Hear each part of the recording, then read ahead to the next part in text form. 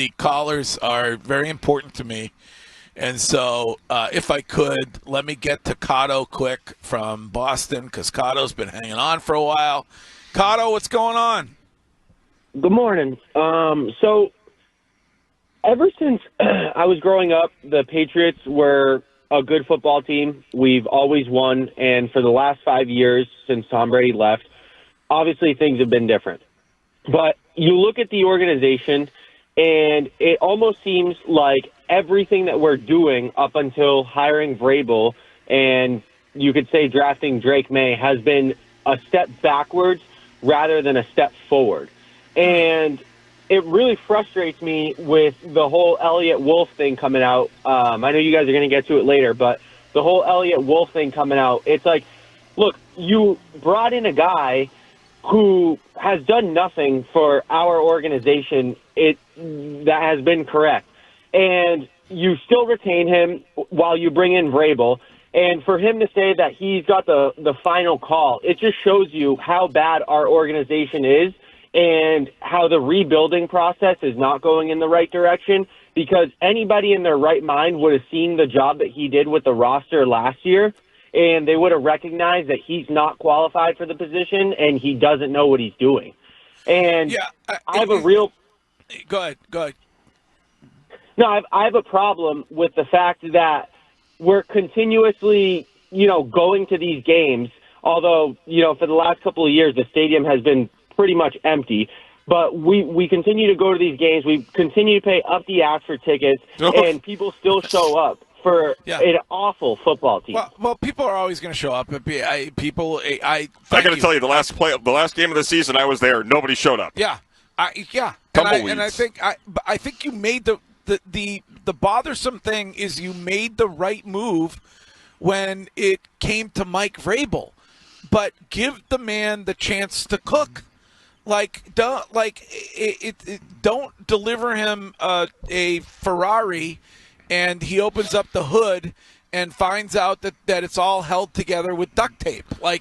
Greg, you know the crafts better than anybody. You have been like the fifth son. You know the family. You've been there since the beginning. You could say that I've been there since the beginning, right? As Robert once did, famously. And we're happy to have the Hillman down at Patriot Place. You've been with us since the beginning. Thank you, Robert. So why are they so disconnected, detached from the reality they currently live in? Why are they allowing this to happen, especially at a time where he is so, I was going to use the wrong term, so dead set on getting into the Hall of Fame? I wish that they were more like, nobody has ever said this probably about this particular owner, but I wish that they were more like Mark Davis in the sense where he's like, you know what?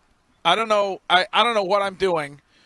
Tom, take charge, and please, I'm going to hold you accountable and find a way for us to win. I wish they were more like that. Because I think Robert thinks that Jonathan's doing that. I think he thinks that Jonathan knows what he's doing, and that's why Jonathan, I believe, is holding the reins to this team. But if you go back to when Vrabel was hired, it was either Scheim or Curtis's lead. They said that the Crafts are going to rely on that to win back fans, and that's what we should all expect. That they think that the fans are going to sit happy, come back to Gillette, fill the stadium just because Mike Vrabel's the head coach. There's no way. I think he's more like Al Davis than he is Mark Davis.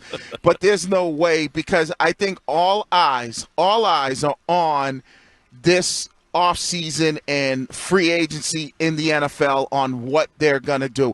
I think people, they're interested in the 4th overall pick, but I think the biggest concern and the biggest thing that fans are waiting for is what are they going to do, because we keep talking about how much money they have. What are they going to do when free agency starts? And I think it starts the second week in March. But it's a waste of time. We're going to get to the Eliot Wolf stuff coming up. It's just a waste of time for people that are involved, the people being Mike Vrabel and Eliot Wolf and everybody else. If you have to sit there and try to stake your claim on, if you have to key on the shrubbery to mark your territory. Right. It's a waste of time. And it just slows you down when it comes to progress. But why? The crazy thing about this, when you get into a measuring contest and you say those things, I normally win. You normally win. But go ahead. But there's always got to be a loser. But the thing that when you do that and you do that, what he did publicly, you do that because you have confidence and. Well, somebody's told you behind the scenes that you have confidence, like somebody was telling you, in your private meetings with them behind the head coach's back that you were the next guy. But if you say that, you also are trying to outwardly project that you're the person in charge. Right. When maybe that, all right. So anyway, we're going to get to all that coming up momentarily. Real quick, let me just get to Walter from Boston, and then we'll move on here. Walter, good morning.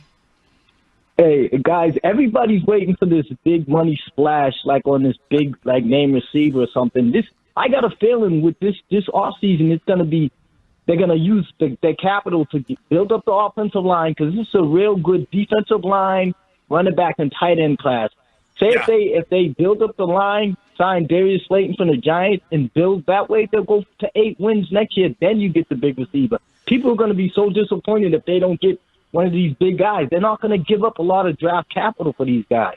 Well, also, it was a little, did you clench up a little bit yesterday when Eliot Wolf said it would be irresponsible to spend all of the cap money that they have available? Were you a little alarmed by that yesterday? Because I get what Walter's saying. There's some good O-linemen you can get in free agency, but in order to get the receiver, if they do tag T. Higgins, you're gonna have to trade for T. Higgins. But do you think they're doing a tag and trade on him? No. But I would trade for You don't think they are? No, not with T. Higgins, because you're gonna have to give up too much to get him. But I would trade for like a Garrett Wilson, which might cost you a second-round pick. We talked about your boy out in the Rams, Cooper Kupp. Like, I think if you build your offensive line through free agencies, right, there are more guys available there. Najee Harris is a running back that's available in free agency. This Aaron Jones is available. Some other guys, and if you use the question is, that's why I said, are you going to be active in the trade market when it goes talking about trading for players? The thing is, Greg, and I don't understand why these people don't get it. The only way you get people back on your side is by winning. Everything else is superfluous. So why don't you just focus on putting together a roster? Because if they're good this year, nobody's going to cite that they have ashtrays on aircraft. Yeah. Nobody's going to talk about how the dynasty ruined their feelings about Belichick's departure. They're only going to say, thank God the Patriots are back. Yeah. Well, look, don't you feel like we're sitting here? Don't you feel a change in the way the Red Sox are viewed? Oh, yeah. One signing changed everything. That's all it took. Yep. And even, Garrett Crochet, great trade. We'll talk to Craig Breslow about that and other things in 45 minutes. That people were excited about it. But you go out and spend money and sign Alex Bregman, and the mood changes. Imagine if John Henry posted that photo, or Linda posted John Henry with the Cohiba lighting up the cigar, and they didn't sign Bregman. It would be a punchline, as opposed to something we're praising.